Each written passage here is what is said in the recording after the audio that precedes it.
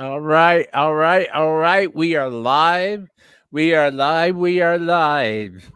We are live today, and I have the esteemed pleasure, everyone, to have Mr. Tyler Morris stop by the show today. Tyler, how are you? Good, good. Can't complain. You? Oh, I am good. It's a beautiful, beautiful, Christmas Eve morning, and it's just finally the end's coming to the year. Yeah. Year's coming to an end. And it's going to be, I'm hoping that, and I'm praying real hard for a happy 2021 for you and yours, and a prosperous 2021 for everyone that we both know. And it's going to be great. So, without further ado, Tyler Morris, tell me about your adventure of being a touring musician in your early 20s. Yeah, I mean, I guess I would say by now I'm kind of, veteran to this. I've been doing this since I was like 11 or so. But it kind of started with my dad was real into blues music, into rock, classic rock, and I got really into all that stuff as well. And as a kid, I always wanted to do it. And it wasn't until I was about 10 or 11 that I actually, got a book and I started learn some chords and open chords and doing it. But yeah, and I guess I think I was 14 or 15 when I released my first album. And I've done one every year or so since then, and now I'm on number four. So yeah, you know, That's it's been a lot awesome. of fun. That's awesome. That is really neat. So, what is it like um, being involved with Gibson and Marshall and the heavy hitters of the Yeah, industry? yeah, it's always been a dream since I picked it up. I've always you know, wanted to be endorsed by those companies. But not because uh greed or anything. It's because I like the products. As you can see, I got a bunch of Marshalls back there. I got like balls to my right, that are off screen. But yeah, it's awesome being involved with them. And maybe a little later when we talk about gear or something, I'll get out. I have two prototypes that they actually Gibson made me. They have my signature on them and whatnot. That I'll get out later. One of them was actually featured on the cover of the "Live in the Shadows" album. So it's a pleasure to be involved in those companies. And like I said, Marshall, we did a whole like three, I think, or four videos. Some of them haven't aired yet. For the release of "Live in the Shadows," they've been Mhm. supportive too. I get the whole mini wall, and I got the adult size wall over there of Marshalls. The That's best a position. beautiful sight. In a world of modeling, that is such a beautiful sight. Oh, and I do got my uh,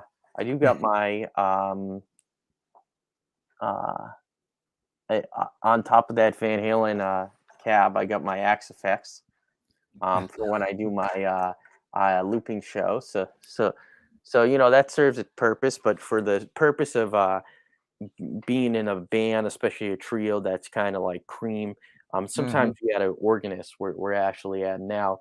Uh, you gotta have Marshall. Mm. But the X effects is great. It doesn't uh, you know do the same kind of thing for a band. But the reason I do have one of those is I have a looper show where I do songs, I do the vocal melodies, I do all on guitar. Mhm. Um, and that show is effect heavy. I have like chorus delay, like an Eventide emulator kind of thingy. And I tried to do with individual effects because I work with Eventide as well. And I had this whole pedal board, and it's just the latency wasn't happening with real time devices. So you have to switch to some like Axe effects. It's actually made to handle latency and made to handle that stuff. So that's the purpose of that. That's wonderful. The I know I know for me personally speaking, coming up in the old school world of Eric Clapton, Jeff Beck, Jimmy Page, Paul Kozlov, um, Marshalls. It's always been uh, Gibson, Marshall, and a wah pedal of some sort. And that it's just there's just nothing better. Really, I mean, I know there's all these great milers, and I love them. I love Eventide as well. Yeah, yep. And we're going to talk about that. As a matter of fact, let's talk about that. I just have a real appreciation for the old school approach of a few pedals Hmm. and just right into the front, smashing the preamp section. And it's just, some people call me a purist, but that's just what I like. And yeah. So let's talk about that guitar that you're holding right there. Oh, this is I just grabbed this actually because it was the most handy thing. Um, this is a mutual friend. I guess like my dad's friend. Mutual friend of his actually passed away during in March, and this guy had this enormous collection. And we wanted to help out. The widow was moving, and she had these guitars, and she really wanted to sell them all. So we agreed to a large sum of money to buy this whole collection, but it was going towards the goodwill and helping out this family. So we really want to help that. And not to mention there are a bunch of things I always like dreamed of having in the collection. So this is, but there was stuff that was kind of like in need of some love. So this was originally sanded down. This is 78 Strata. I think it was originally black, which is kind of a boring color. My dad has a few 79s that were black, so it's like we already had one like that. And I said, okay, this guitar was not nitro, it's a poly guitar. So my buddy who's my guitar tech on Ronnie Earl's guitar tech as well. He he's a brilliant European car mechanic. And the guy who does his cars, which same guy that like Tom Brady goes to, and like Mm. around here he's the best guy in the business. He's the official like Lamborghini, Porsche, and whatnot color. So this actually, I don't remember. I think this might be a Lamborghini color, but I had a good friend of mine, John Cruz, is no longer with Fender, but is creating an awesome company, John Cruz Guitars. He's done a bunch of stuff, but one guitar he made for me looks like similar to this. I think if you like look up if you search around, there's probably a photo somewhere of me with it. But it's like this with a humbucker and it's relic and has sparkle flake. So I Oh, said, wow. okay, that's like it's a one-off guitar, John's not Fender, that's worth some money. I don't want to gig with that one anymore. And I got this one. This one's already been loved. I mean, it's got so much wear in the fretboard. But I said, I don't want it to be like it had some. It was all sanded down and it just felt kind of disgusting. Like, people do natural finishes, and I have some factory ones, but Mm. like you can't just sand some. It's just sticky and disgusting. Like so, we had. I want to emulate that color, so we basically emulate that color like classic 3 bolt 78 and original tuners and yeah, it's all ready to rock. I've been playing in the studio, playing it at rehearsal, and I probably bring it out somewhat. And I really like it has some deep like checking up there, Yeah, checking marks. that's beautiful. That's It, beautiful. it's what. that's what I like. That's The bullet. that's gorgeous. That's gorgeous. So that's a 78? Yeah, it's a 78. Later 70s. I'd like to own a early 70s one. Because all the 70s ones I have are later, except for I have a bunch of the Yngwie models and the Blackmore and the reissues. Um and I got actually the John Cruz one, that and the one you mentioned, the Norm video, off camera, that the first video I played in that Tyler Morris Norms or guitars. I actually own that guitar. That's just a custom shop 68 maple cap, as is the John Cruz. So it's a little bit different. It's you know, so you have this bolt, you have this the bullet, and pre-bullet there was the maple cap. So you see Oh, like okay. the skunk stripe. I don't know if you probably know this stuff, but viewers may not. You get this skunk stripe here, so they cut this, they insert the truss rod Mm, in here, with the maple cap. mm. So this board is all one thing. With the maple cap, you actually see a line here, and they basically insert the truss rod from the top, and then they put the maple on top of that. So there's no, like, up here, it's there's not even a um there's no marks or anything. It's just, all headstock, and it's cohesive with here. But and then you have, of course, the earlier more classic, like, Fenders have, like, 50s and 60s, Mm. for most part, like pre-CBS. They have, you'll see like a little brown thing here, and oftentimes, like no skunk stripe, because how they did those is they actually tortured the fretboard, where they bent it this way, and yanked the truss rod in there, and let it snap back, which I wouldn't want to be doing that. But that's that's the classic, Fender method. All of Jimmy's strats were like that. So are you a very big telly player? I got I got a few. I actually just I just kind of like arranged everything, so I have strats in one corner, tellies in the other, and I got I've been getting into it. I got recently, from this guy's same collection, I acquired a made in Japan reissue with a Bigsby, and I'm really into the Wow. Bigsby. I before that I was playing. I have a really nice custom shop Esquire.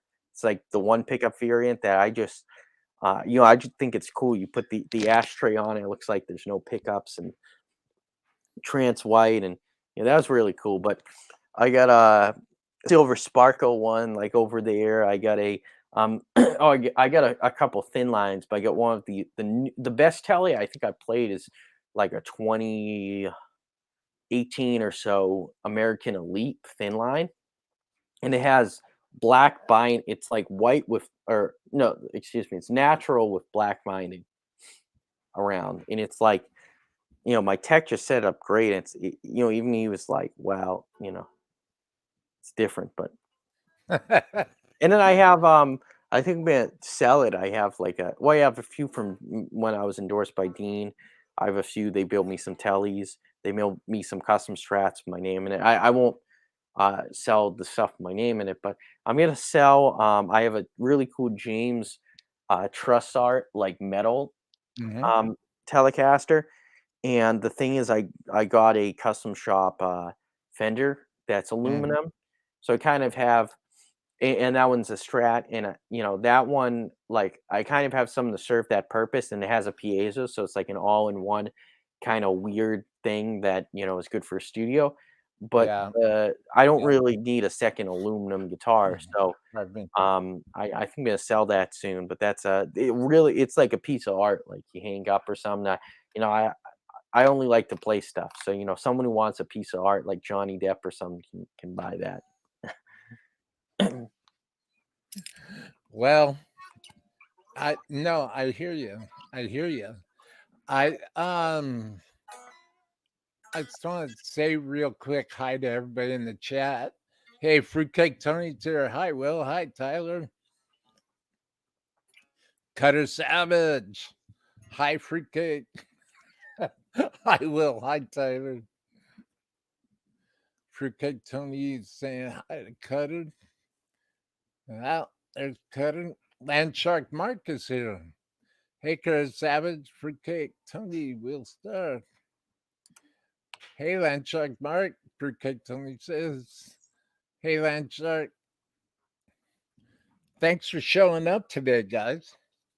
So, the question I have and what I was really looking forward to talking to you about Mhm. would be your design company.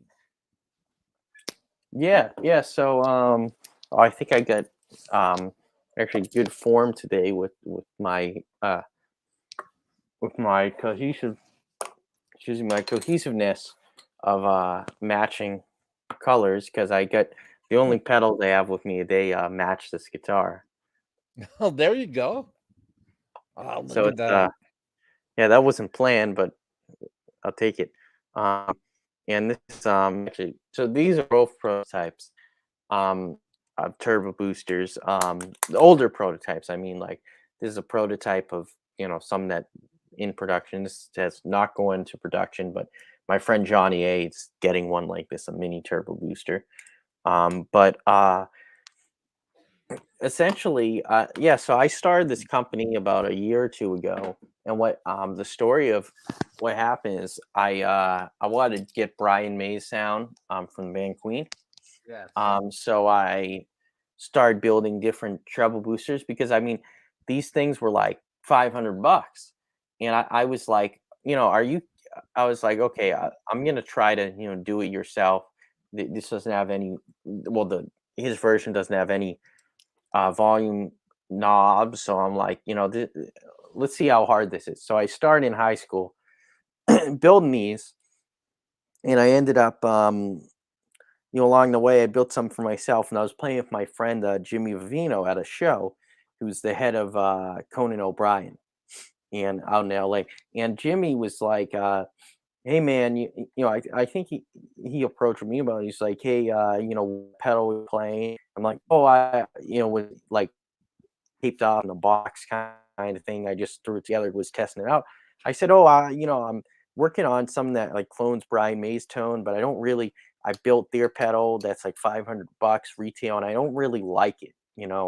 So I made some mods." And he's like, "Dude, that sounds awesome. Tomorrow I'm playing a show. You got any more? I'm playing a show at the Wilbur Theater with Will Lee. We're doing the Fab Four Beatles tribute. There's like 1,000 people there. I mean, they play the Beacon Theater and stuff." Um, and I'm like, I think I got like another prototype. I can just, give it to you tomorrow. So it turns out that that what I was going for, and he said, "Can you do a little bit John Lennon?" So I took what I was going for, and I changed I added one filter or something, like one capacitor. And I was like, okay, I think this is like or not John Lennon, this is the Clapton "Wow My Guitar Gently Weeps" thing, because I was already working on the Clapton sound. So he used it at the show, and he's like, "Wow, this completely nails it."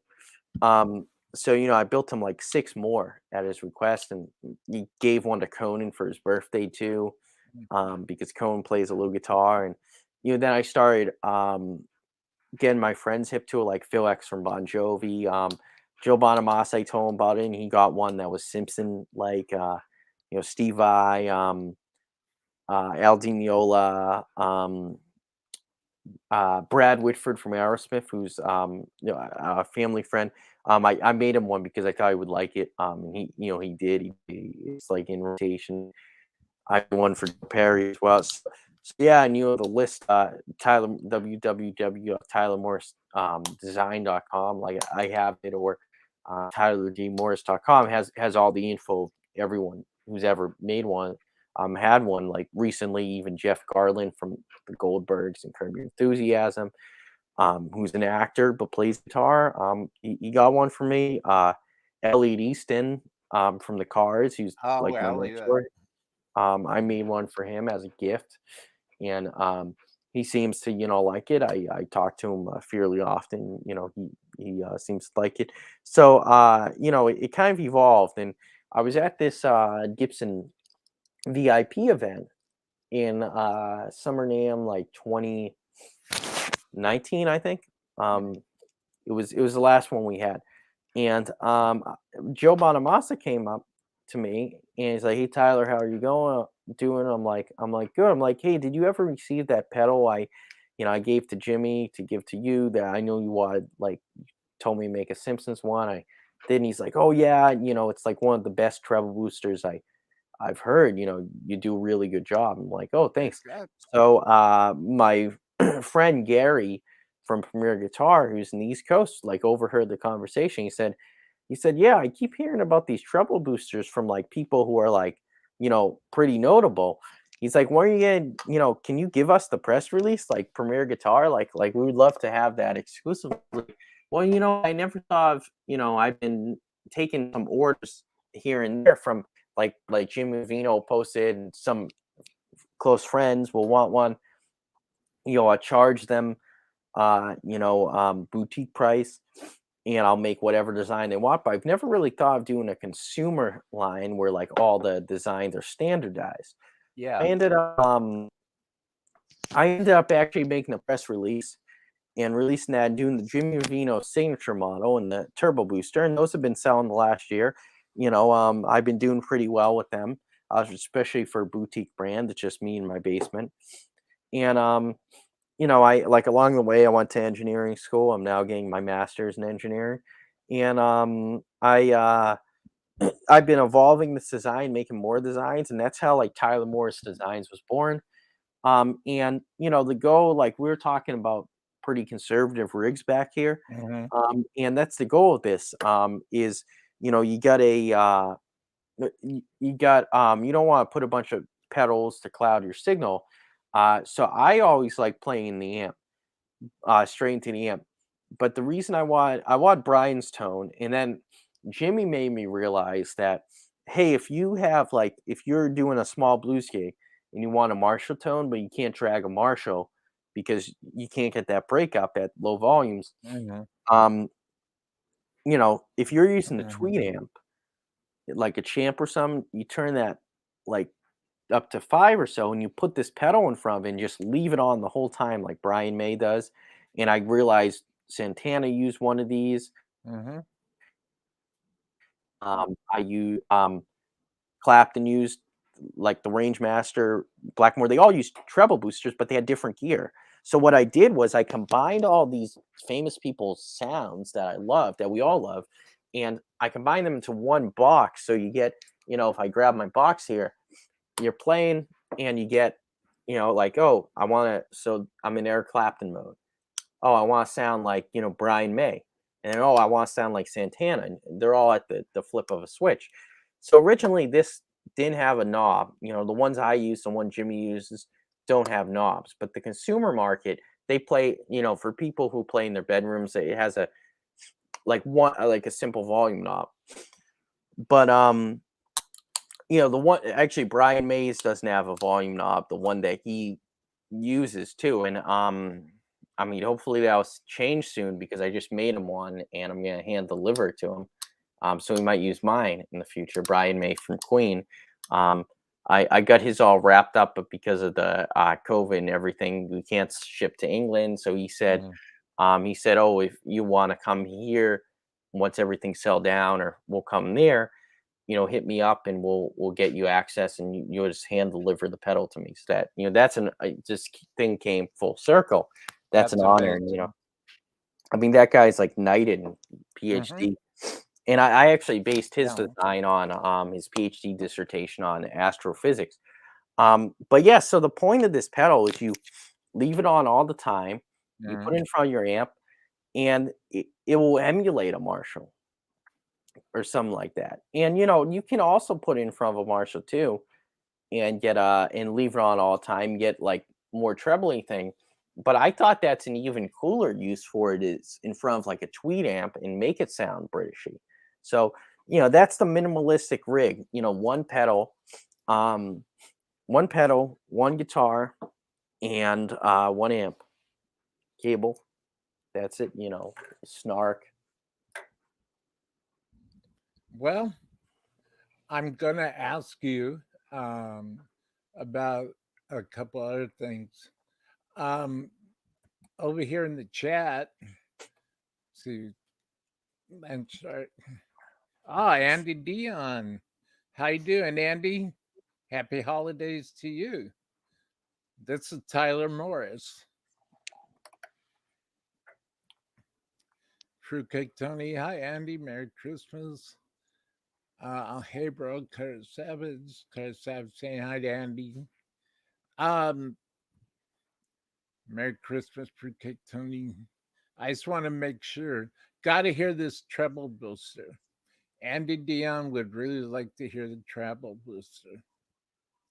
Sounds killer. About the treble booster. Now, Tyler, what's your favorite amp to run it into the front I'll of? turn it into. I got from Norm a vintage 2 knob 57 Princeton that was reconed. That's tweed.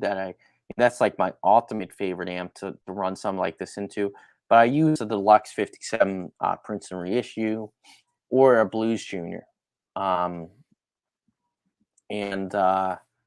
yeah, it's it depends. I use behind me. I have these Lee 12 Marshalls solid We're state. gonna talk about that.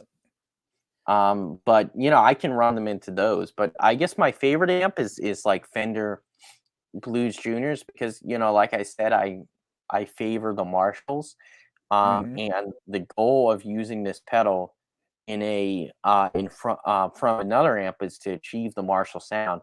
And so it kind of the thing is, like, ideally I would like to use a giant Marshall everywhere. It's the tone I prefer. But Yeah. realistically, playing in blues clubs, I end up using a tweed amp 9 out of 10 times, like, live. So, it's kind of like the easy thing to do. And yeah, but that's not the I run it through Marshalls too, and I use it as like a solo boost. So it's like the only pedal I use, regardless of what amp I run it through. But yeah, I would say through like a vintage Fender Tweed amp. I'm not so hot on the well, no, some black so hot on like the Twins and things like that. A lot of people like them. I'm not crazy about those amps. I prefer the Tweed. Well, Stafford's Music Studio. Hello, Will Star, Tyler.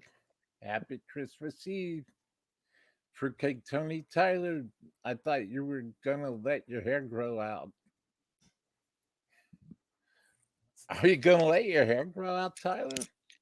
Well, it grew out pretty long for 7 or 8 months, or longer, maybe a year, but I ended up cutting it. Stafford's Music Studio, Fruitcake Tony. Hey, brother man. Andy Dion. Hey, Dave. Stafford's Music Studio, Stafford's Music Studio, Andy Dion. Hey, happy Christmas Eve day. Yeah, thanks for being here today, David. Well, I have some videos of yours, and I would like to play them. Yeah, go ahead. Is that okay? Yeah, no problem. And I'm gonna start out with "Everybody Wants" because this performance right here. Let me shut the comment off. Sorry about that. This performance right here for "Everybody Wants." I believe that and the Aerosmith medley is probably two of my favorites. I really this one everybody wants so that you nailed truth in every sense of the word on this song. And Yeah, it everybody wants really to go to heaven. yep. Yeah. So everybody in Dreamland, all my dreamers out there, this song The short version is called Everybody Wants. But Tyler, would you like to introduce this song? Yeah, sure. So this is during COVID and whatever, we did a CD release show virtually as well, limited capacity live one, and we shot some awesome multicam HD footage. And Everybody Wants to Go to Heaven is one of the singles off my new album, Live in the Shadows.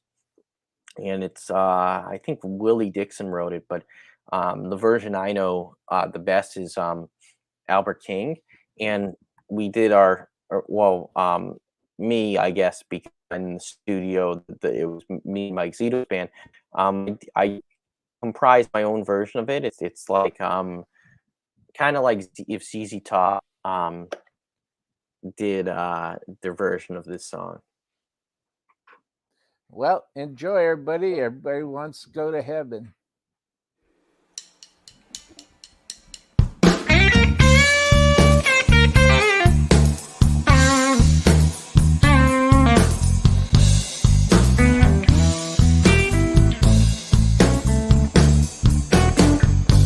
Everybody wants to laugh,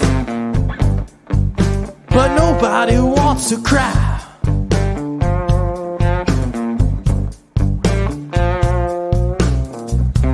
Everybody wants to laugh,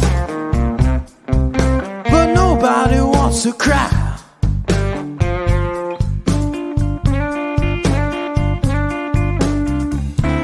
Everybody wants to go to heaven, but nobody wants to die.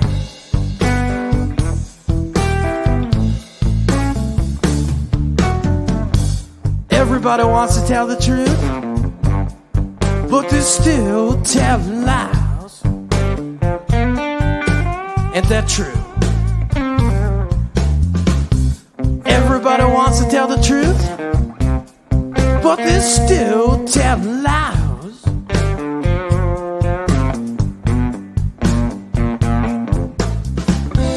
Everybody wants to go to heaven, but nobody wants to die. Listen to me now.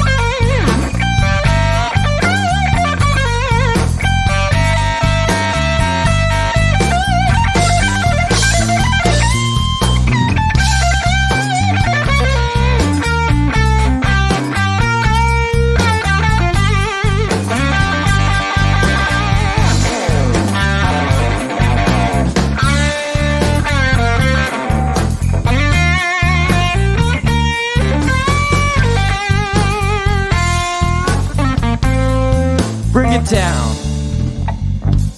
Everybody wants to know the reason without even asking why.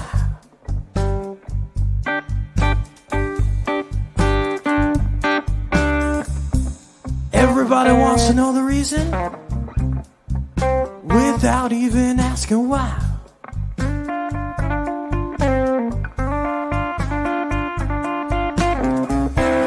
Everybody wants to go to heaven, but nobody wants to die.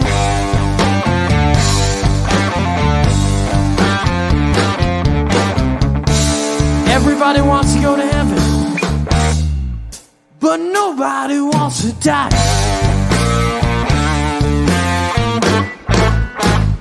That's what I'm talking about, yeah.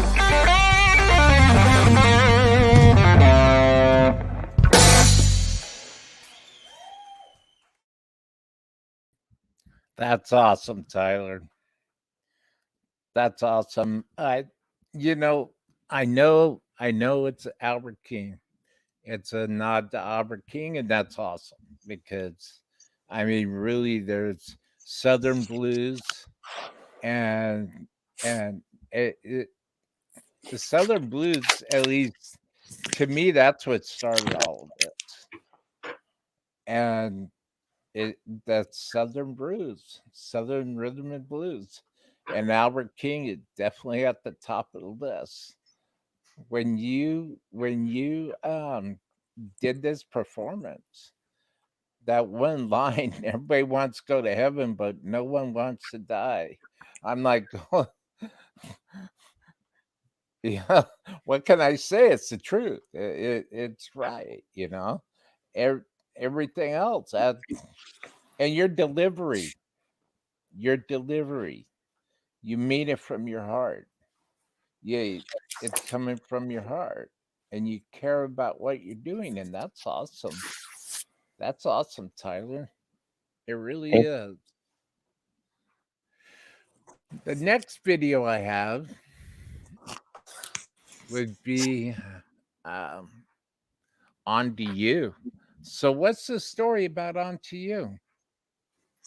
So this is another tune off Lived in the Shadows of my new record. And it's kind of I guess this one actually does have a story where that's personal.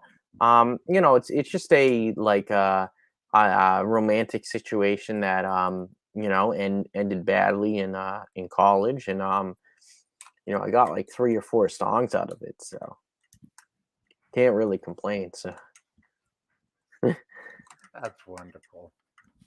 That's wonderful. Well, everybody in the chat, all you dreamers out there, this song is called On to You. Enjoy.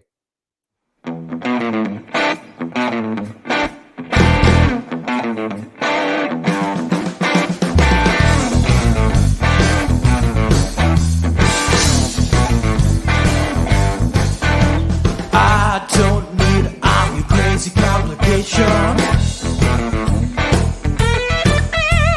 I need more than simple moderation. And I don't want all your lazy coat shoulder. It don't matter now, it's all getting both of them. 'Cause I'm on, and I'm on to you. Done with you. 'Cause I'm on, and I'm on to you. Done with you. And you're on top of every situation. And you're blinding me with useless frustration. 'Cause I'm on, and I'm on to you. Done with you. 'Cause I'm on, and I'm on to you. Through with you.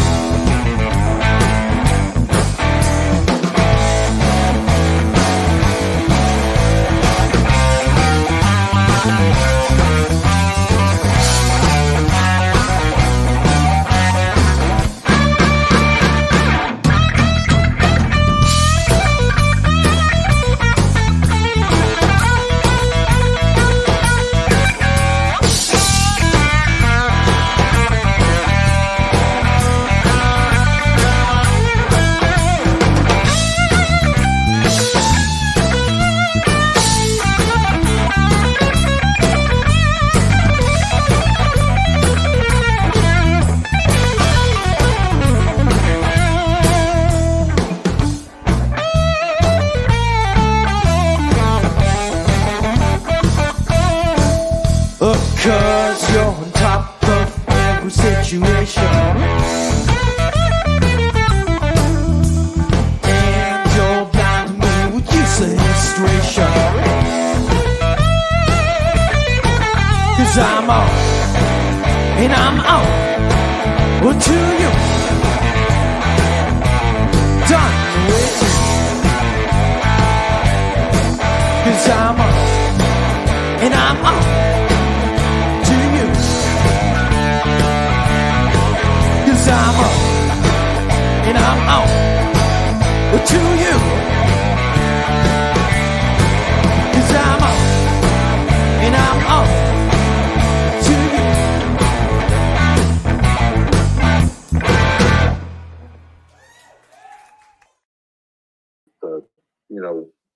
The neck isn't set right into the guitar.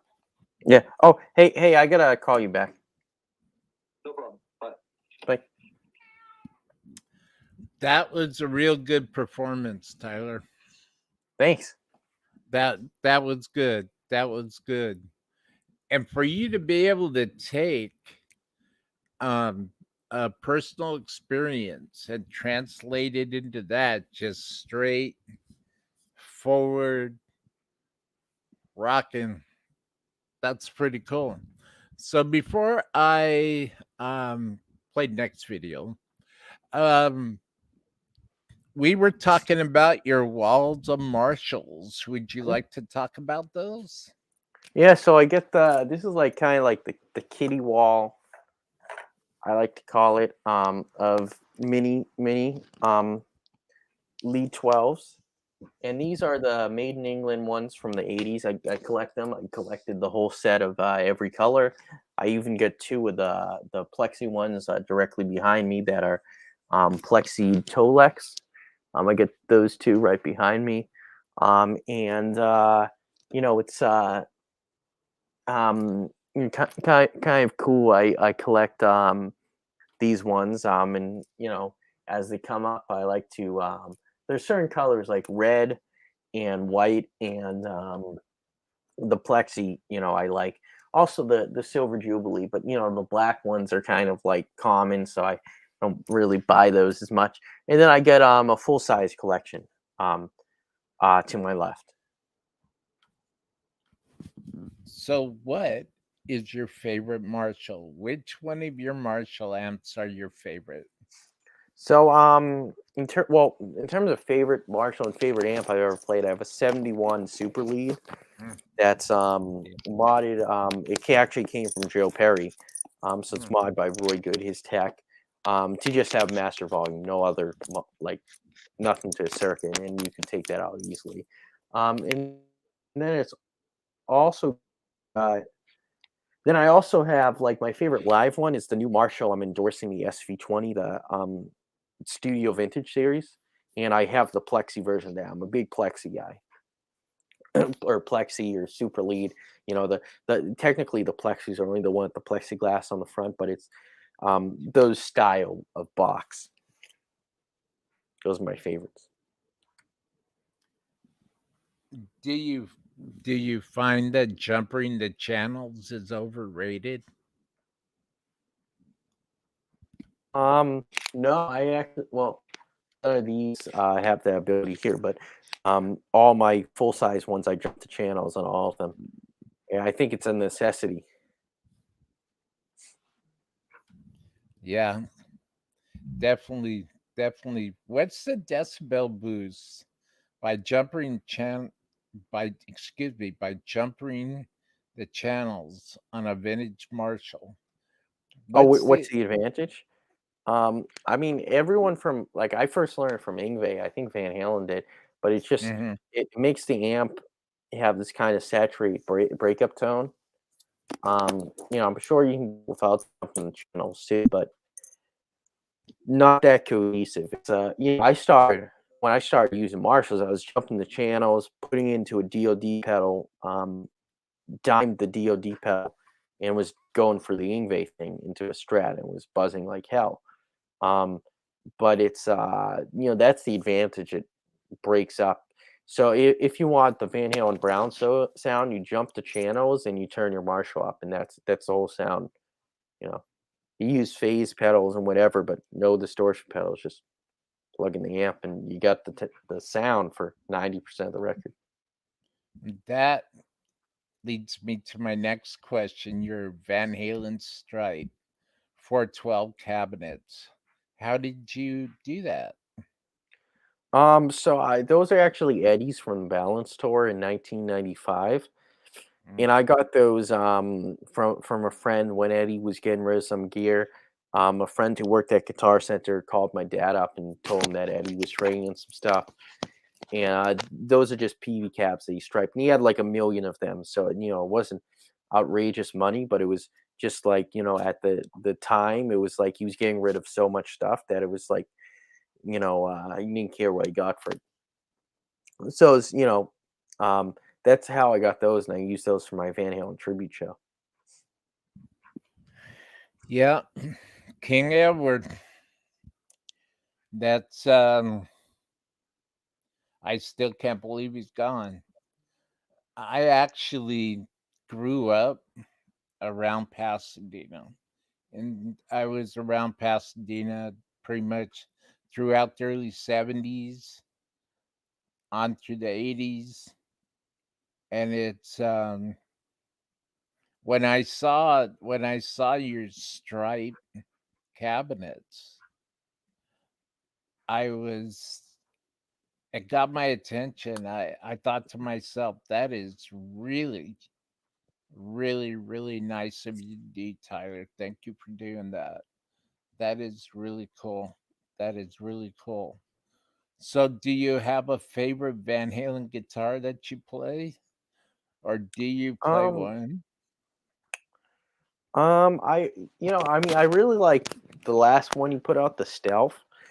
But I get the Maple Board Wolfgang, the PV Wolfgang Gold Top. I get the like Ernie Ball version. I get like a few of the Frankensteins and the various like the white one, the yellow, um, Bumblebee, and the Kramer. Kramer's actually under Gibson umbrella, so I get some of those as well. I would say, I really like the Wolfgang Stealth or the newer Wolfgang at the Maple board. They actually, I guess it's now, I guess it's now, I guess like discontinued because they don't make maple boards anymore. They're only making ebony. But I get the tobacco burst from 2011. Mhm. That's similar to the one he used on the 2007 tour. So I like the new Fender made Wolfgangs a lot. Surprisingly, the PV and the Ernie Ball have way nicer bird's eye. I mean, the the bird's eye is freaking insane. But Well, it doesn't mean it plays better. let's let's that's a good point. Let's talk about Eventide a little bit. Now I saw what the latest plugin was that Eventide had developed. What can you tell me about more or less what Eventide is offering? Any plans to develop into the future? Um, so I mean, with them, I primarily use like the H9, which you can do all kinds of digital updates and stuff. You can use the app. You can control it from your computer, from your phone, from wherever you want. But so I primarily use that H9. I'm not too up on their, I know they came out with a Rose pedal. They sent me some info on stuff, delay. But I think they're trying to get everything to the digital domain now. But I can tell you that H9 pedal, and you know, um, Brad Whitford's quote about that pedal. I was talking to him about for Aerosmith. And he's like, yeah, he's like, I mean, this is the best delay I've ever heard, and it better be $1,000. Hmm. And but so it's I mean, they make really really good stuff at Eventide. And, they make the best delays, the best harmonizers. So that H9 pedal, they're discontinuing because of COVID. They don't have enough demand. They're discontinuing all the like lower levels, and they only have the H9 Max, which is the one that I got. And I mean that's kind of an all-in-one if you want flavor, but I know people say the buffers are better in like the Eventide. Like they have the delays. I don't. All I own is the H9, so I forget what those are called, but they got like the H9000, for example, the big rack unit, which the new like Vi used and stuff. Or he used the 3000 or the 180s. The 9000. I recorded my last record with one of those. The studio had one of those. So I mean, their stuff is studio grade. Like there's two tiers. There's multiple tiers, but there's effects pedals like delays and stuff like stomp boxes, and then there's studio gear. And studio gear is thousands of dollars. Like we're talking Eventide H9000 might start at $5,000 or something, versus an Eventide H9 is like pricey at $1,000, but it's like the highest end effects pedal, but it's a cheap version of their $5,000 module. So it's they make great stuff. Been around for forever. Yep, Eventide is definitely a reputable company that makes quality products. I've always been a fan of their reverbs and their delays. Their detune, their pitch detune and stuff. I really like Eventide products. So this next video that I have would be your Aerosmith medley. Had Brad Whitford seen this? Not this particular version, but I'll go over his house, or what I used to when he lived here. I've been to his place in Nashville, and played some of this stuff for him. He knows I can play. He actually, Aerosmith reposted some night like a part of this, the Last Child part, on their Facebook page, so he saw that. Well, you did. Can you hear my audio okay? Hey, Tyler, can you hear my voice? Yeah, okay? I can. Oh, okay. Outstanding. Yeah. Thank you. You're right at the very end of your Aerosmith medley. There's a riff that you played that had got my attention because it sounded pretty authentic. And that was a Page riff. And it's, well, everybody in the chat, I really don't know how to describe this, except I really enjoyed this when I watched this, and I hope everybody enjoys too. This is Tyler Morris doing an Aerosmith medley. Enjoy, everybody.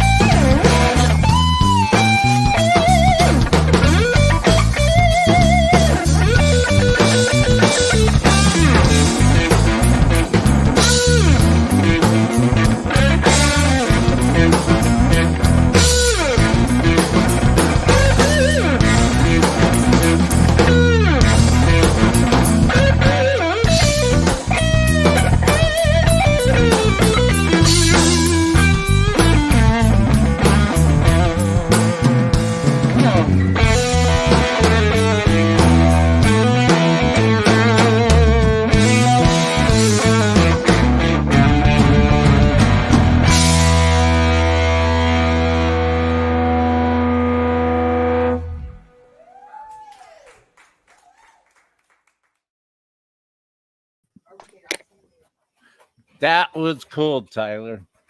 That was Thanks. very, very cool.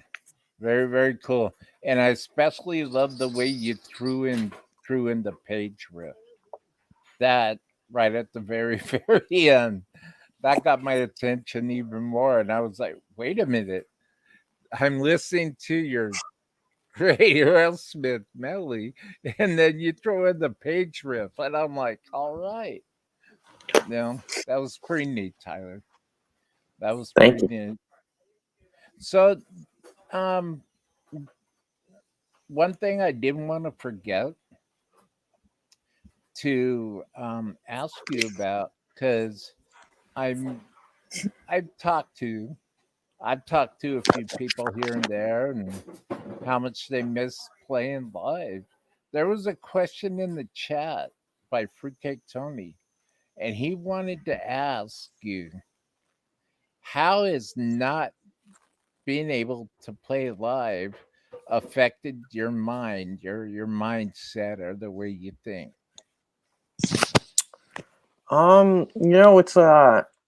It's kind of, I guess, constantly adjusting. I released the record, my fourth one, my newest one, April 17th. So right off the bat, I mean, we're already dealing with this of like, we had a big CD release show, and that couldn't happen. So it's I wish I was playing live, but you got to do other stuff. Like I've been releasing some YouTube videos, um, and I mean, there's nothing you really can do about it. You gotta wait till the government decides to open up. Yeah, yeah, that's it. I mean, this is a great time for content creators, and this is a great time for producers to get a whole bunch of material, videos, live streams, and get an arsenal build up. Now is the time. And that's the only way I know, personally speaking, that I have been able to keep my mind together through this time ever since March. It's creating, and it's um it's hard sometimes. But where do you find inspiration comes from for you, Tyler? How do you get inspired? Um, it's I mean, I've been enjoying lately jamming with my band. That's, inspiring. But also the guys, like just listening to Eddie Van Halen, the heroes of mine. That's how I get inspired. And I get inspired, but not just guitar players. Like I listen to like Elton John, Michael Jackson, like true artists. And you gotta, I get inspired by people who write songs and people who perform songs. And it's that I don't really listen to so much instrumental music anymore. Um, Even though my first and two records were almost entirely instrumental. And that's because, I mean, if I want to listen to some song, I'll throw on a Beatles record. You want to listen to something that gets stuck in your head. Mm-hmm. Um, and that's my philosophy, and I get very inspired by songwriters who can do that to someone. Um, it's not, someone will say, oh, uh, I mean, being around Berkeley, there's a lot of people, like some of my band members are Berkeley people, and they get it. But there's people in that school who don't get it, for example, and they think that, oh wow, I'm so and so, like Kirk Rosenwinkel, all these guys who are great guitar players. They the music industry is awful because these guys should be worth billions of dollars, whereas uh like Ed Sheeran or someone will write a song using 2 chords or 3 chords. And it's like, no, it's like, well, Kurt Rosenwinkel might be the best jazz guitar player on the planet. I mean, my opinion is George Benson. I don't listen to Rosenwinkel because I don't think he's a songwriter. But you got to be able to write songs at the end of the day for what I do. And all the power to him if like him and people if that's what they want to do is just be guitar players and be you know playing the people are saying, oh wow, that guy played 1,000 notes in a minute. If that's what you want to do, that's awesome. But for me, I want to write songs. I want to make people feel something. I want to help people through times, and I want people to connect to my songs, and you know that's my goal. So I guess a little different than other people. That's okay.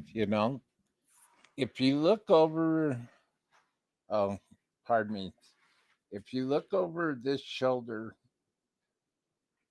right, uh, I'm looking at this backwards, right there, Mhm. right above my finger. Are you very familiar with those? Um, just like some like kind of less blown guitar. A theremin. Oh, I was looking at the photo. Yeah, yeah, I have one of the new versions of the Thermins. I picked that one up at harleybenton.com. I really like it. As you could tell, I'm a big Rolling Stones fan and a big Led Zeppelin fan. Um, the well, at least to my ears, there's like a sound of a Telecaster plugged into a Fender Tweed or a Plexi. It's just absolutely amazing. And then I heard and I saw and I watched Peter Frampton perform, and that's the very first time I ever heard Talkbox, which you happen to use. What's that like? That's it's a tool I discovered actually recently. I've had one for years, but someone said to me that we're doing a Young Man's Blues and our tune off "Live in the Shadows," and people are like, "Oh, I do this little bit where I go in that song where I go into the solo of Rocky Mountain Way in the middle of that solo, and that uses a talk box. So someone's like, "Oh, you should bring the talk box," and then I'm like, "Okay, I'm using the talk box. We got these little instrumental tidbit tads to songs like this Aerosmith medley thing. Um, so it would be kind of cool to incorporate the talk box. So I've started on my new songwriting. I'm actually incorporating it quite a bit. So it's pretty fun to use. It's a pretty cool tool. Now, what kind of talk box would you recommend to somebody who has never used one before? I have the Banshee 1 and Banshee 2 from Rocktron. Then I use the MXR one. Um, you know, I like the MXR one. That's the one I use the most. But the Banshee does have a little bit of a growl. I think Frampton used that one. He switched back and forth. I also have a Dan Electra one. Um, so I think the MXR one's a good compromise. But if you want some like real like super dirty, then I guess the Banshee. That's awesome, Tyler. You were mentioning um, that you have an Axe Effects to do do certain gigs with. What kind of a reverb would you say is your favorite reverb to use live and for recording? Um, I have. I don't think I can angle my camera. I think maybe back there. I have one of these like original spring reverbs from Fender, like the Mm. tanks, and that's my favorite. Organic reverb tone. Now, in terms of good emulators, like I got one of these. I don't know if it's here or downstairs. It used to be here. I got a Strymon Blue Sky that I, have used like literally maybe once or twice. But, I usually use like on the Fender amps, they have a natural reverb. On some of the Marshall amps, they even have reverb or a tank reverb. But, I try to go built in whenever I can instead of external. Yeah, the spring. There's nothing like a good spring. If just set the mix just right, and it's just nothing like a good spring. I really like hall and cathedral reverbs, but because I like that big, large David Gilmour, uh, Jimmy Page uh, type of environment as far as reverbs go. But I have definitely have to agree about the tank, about the spring reverb. Well, everybody, I think that's about it today. I just want to thank everybody for showing up. Merry Christmas to everybody. All of Tyler's video links are in the description box below.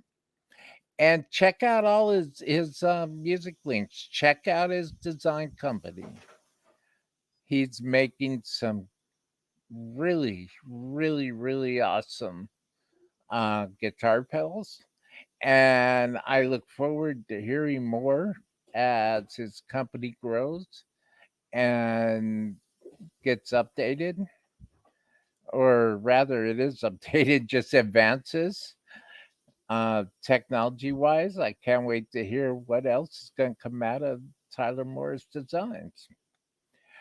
Thank you very much, Tyler. Check out if you like my show, check out all my support links down the description box below. I have big vision. I have a very big vision for my show here, Hanging with the Dreamer. And I have a big vision on some things that I really want to achieve by the end of 2021. Thank you, everybody. Tyler Morris, thank you very much for being on the show. And you have an open door to come back anytime that Oh, you yeah. would like. Great. Thank you. And now, a little word from our sponsor, Guitars Dreaming 352.